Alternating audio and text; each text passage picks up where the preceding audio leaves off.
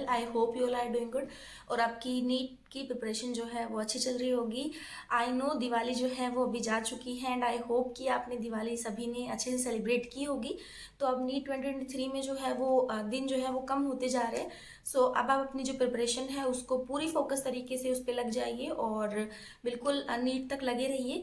सो ये जो वीडियो मैं बना रही हूँ बेसिकली ये मेरी 11th की जर्नी के ऊपर मैं बना रही हूँ, क्योंकि बहुत सारे स्टूडेंट्स पूछ रहे थे कि मैंने 11th में क्योंकि कोई भी कोचिंग नहीं ज्वाइन की थी, ऑनलाइन या ऑफलाइन कोचिंग जो है वो मैंने नहीं ज्वाइन की थी, कोई भी स्टडी मटेरियल भी नहीं लिया था मैंने 11th में।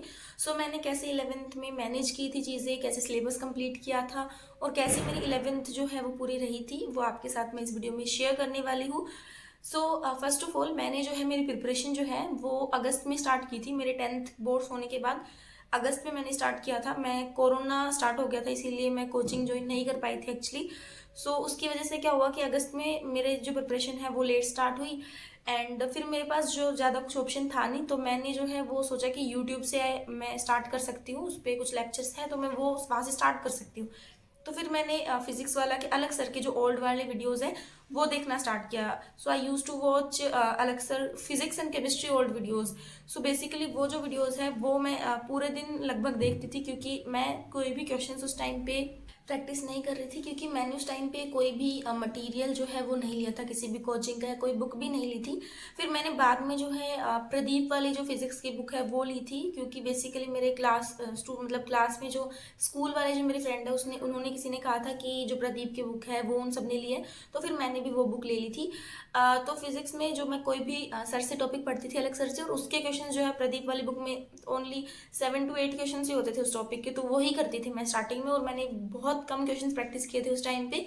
और केमिस्ट्री में मैंने एमटीजी ली थी। सो मैंने जो है वो एमटीजी ली थी और एमटीजी में से मैं केमिस्ट्री के क्वेश्चन जो है वो करती थी। लेक्चर्स में अलग सर के ही देखती थी केमिस्ट्री में भी।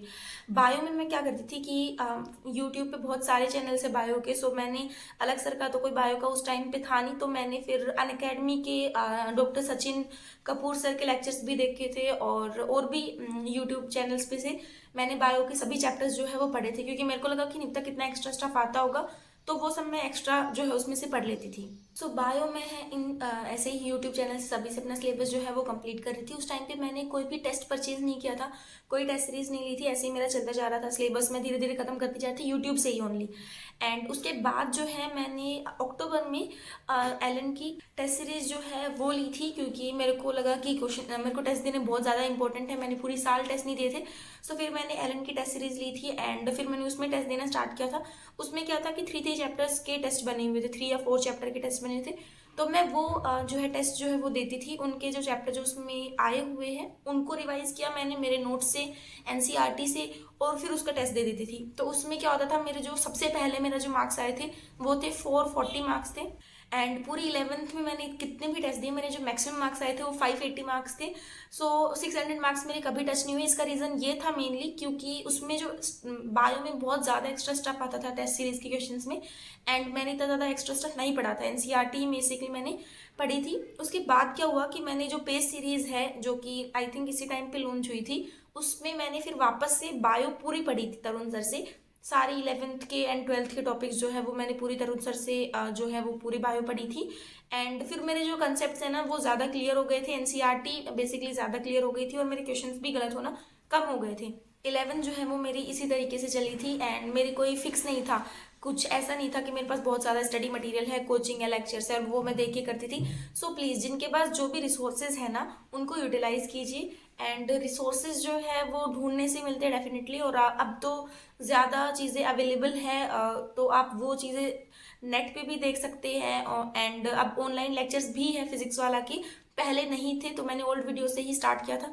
So this was my 11th journey. Basically बहुत ज़्यादा अप्स एंड डाउन्स रहे थे, बहुत ज़्यादा वीक थी मेरी 11th। एंड 12th में मैंने उसको कवर किया था, क्योंकि मैंने जो मेरे पास मटेरियल आया था एलन का, मटेरियल जो मैंने खरीदा था एलन का, उससे फिर मैंने उन मेरे टॉपिक्स को स्ट्रॉन्ग करना स्टार्ट किया था, क्योंकि 11th में मेरे जो क्वेश्चन प्रैक्टिस का जो टाइम था वो मैंने बहुत कम दिया था, तो इसीलिए फिर मैंने वो 12th में स्ट्रॉन्ग किया था।